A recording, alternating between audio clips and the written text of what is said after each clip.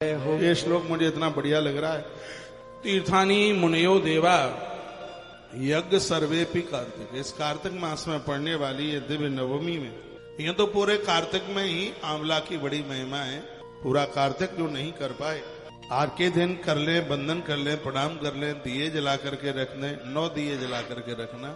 उसके नीचे नित्यम धात्री समास्थिता तिष्ठन्तर के तुलाश्रिता।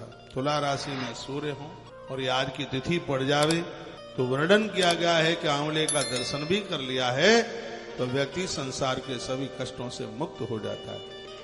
इतना बढ़िया दिन है आज का। देवार्चनम नरः कुर्यात् धात्रयि पत्रयि फलैरपि।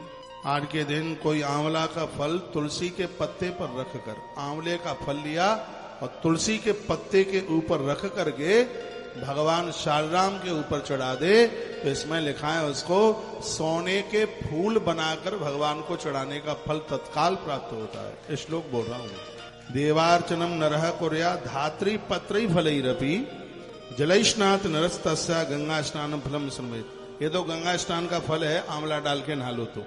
लेकिन वर्णन है, इसमें कहा गया है कि देवार्चनम नरः कुर्यात् धात्री पत्रई फलैरपि सुवर्ण पुष्पै विविधै अर्चनस्य अनुत्याग फलम। उस व्यक्ति को स्वर्ण के पत्ते बनाकर भगवान के ऊपर चढ़ाने का फल प्राप्त हो। सोने चांदी के पत्ते बनवा के भगवान को चढ़ाए, इसकी बड़ी महिमा है। इसलिए चांदी के बेल पत्र बना लिए जाते हैं, चांदी के बेल पत्र बना लिए जाते हैं, तुलसी बना ली जाती है। जैसे चांदी के बेल पत्र की बड़ी महिमा है, उसी प्रकार से वर्णन है कि स्वर्ण का कमल फूल बना करके भगवान को चढ़ाने पर उसकी भी बड़ी महिमा है।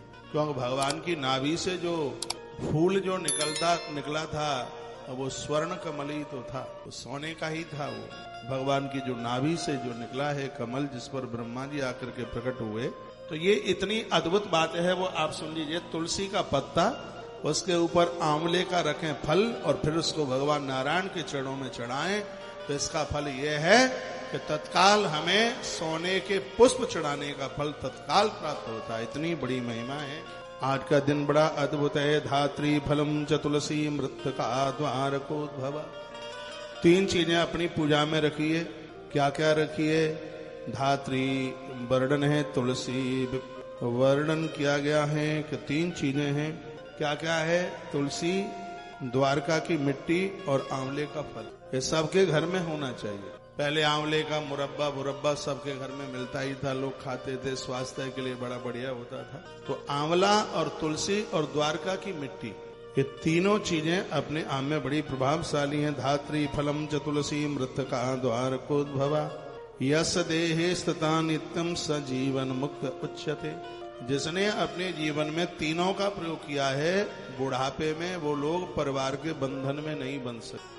नहीं तो वृद्धावस्था में ज्यादातर ऐसे वानप्रस्थ जीवन में सबका मन होता है वृंदावन चले, अयोध्या चले, काशी विश्वनाथ भी दर्शन करके आ जाए, लेकिन ऐसा माहौल बन जाता है कि घर छोड़ने का मन नहीं होता। घर में बच्चे दुखी हों तो कहाँ माता पिता का भजन में मन लगता है, कहाँ घर छोड़ करके वो जा सकते हैं जब बच्चे आनंद में हैं। कोई कुछ देश में रह रहे हैं, कुछ परदेश में रह रहे हैं, तो मन में भी आता है कि भगवान ने सब कुछ दिया है, चलो बच्चे अपने सेट हो गए, खूब कमा रहे हैं, अपना परिवार चला रहे हैं, हम कुछ दिनों के लिए वृंदावन महाराज के पास रह करके आए जाते, तो मन भी लगता है, कोई टेंशन तो होता नहीं है।